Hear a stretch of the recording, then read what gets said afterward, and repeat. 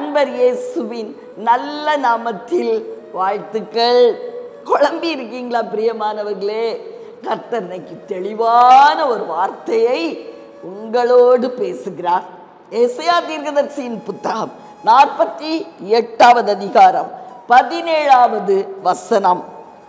பிரயோஜனமாய் இருக்கிறதை உனக்கு போதித்து நீ நடக்க வேண்டிய வழியிலே உன்னை நடத்துகிற உன் தேவனாகிய கர்த்தர் நானே. பிரியமானவர்களே, எவ்வளவு அழகா பேசிட்டாரு. வாழ்க்கைங்கிறது ஒரு வகுப்பறை, ஒரு ஸ்கூல், ஒரு கிளாஸ் ரூம்.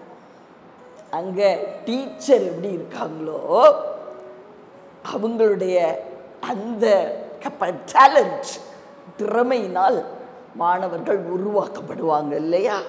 நமக்கு தெரியும், நம்முடைய அப்பா நம்முடைய வாழ்க்கைங்கிற வகுப்பறையில் நமக்கு டீச்சராக இருந்தாங்கன்னா நம்ம ஜெயிச்சிருவோம். இன்னைக்கு யார் உங்க டீச்சர்? உங்க டீச்சர் யாரு? யாருடைய ஆலோசனையின்படி நடக்கிறீர்கள்? பிரியமானவர்களே, சில பெண் பிள்ளைகளை இந்த நாட்கள்ல நான் அறிஞ்சிருக்கேன். அவங்களுடைய டீச்சர் அவங்க அம்மா. தவறான போதனை. உன் புருஷன் ஒன்றும் சம்பாதிக்கல, அவனை மதிக்க கூடாது. அவன் மாப்பிள்ளைய பாரு எவ்வளவு சம்பாதிக்கிறான், உன் ஹஸ்பண்ட் இவ்வளவுதானா? பிரியமானவர்களே, உங்களுடைய ஆலோசகர் யார்? ஆராய்ந்து பாருங்கள்.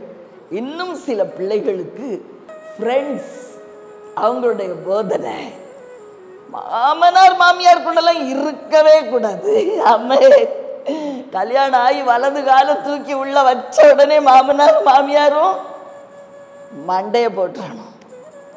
பிரியமானவர்களே, வேதத்துக்கு புறம்பான காரியங்கள். நீங்க யாருடைய போதனையில நடக்கிறீர்கள்? யோசித்து பாருங்கள். உங்களுடைய வகுப்பறையில் டீச்சர் யாரு? கர்த்தராய் இருந்தால் நீங்க ஜெயிச்சிருவீங்க. கர்த்தராய் இருந்தா நீங்க எதன்படி நடக்கணும்? அவருடைய வார்த்தையின் வெளிச்சத்துல நடக்கணும். வார்த்தை என்ன சொல்லுதோ அதை கேட்கணும். இன்னைக்கு எல்லாரும், அநேகர் எந்த இருள நடக்கிறாங்க?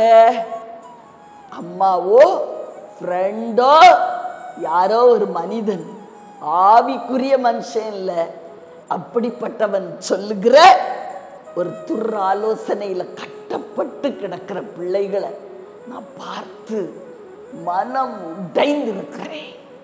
பிரியமானவர்களே, நம்ம அப்பா நம்முடைய வகுப்பறையின் ஆசிரியராய் காணப்படட்டும். நம்ம ஜெயிச்சிடலாம். இன்னைக்கு அப்பாவா ஏசப்பாவை உங்க டீச்சரா ஏற்றுக்கிடுவீங்களா? அவருடைய வார்த்தையின் வெளிச்சத்துல நடக்க அவங்களை ஒப்பு கொடுக்கிறீங்களா? நீங்க கட்டாயம் ஜெயிச்சிருவீங்க. பிரியமானவர்களே, உங்களுக்காக ஜெபிக்கிறேன். அன்பின் பரலோக தகப்பனே, அருமையான எங்கள் நல்ல ரட்சகரே, ஆவியான அன்பு தெய்வமே, எங்க மத்தியில ஒரு விசை கடந்து வாங்கப்பா. ஐயா, உங்க வகுப்பறையில நான் ஸ்டூடெண்டா இருக்கணும். உங்க வார்த்தையை கேட்டு நான் ஆசீர்வதிக்கப்படணும். உங்க வார்த்தையின் வெளிச்சத்துல நான் நடக்கணும். இன்னைக்கு என்னுடைய டீச்சர் குறிப்பிட்ட இந்த நபர் தான் ஐயா.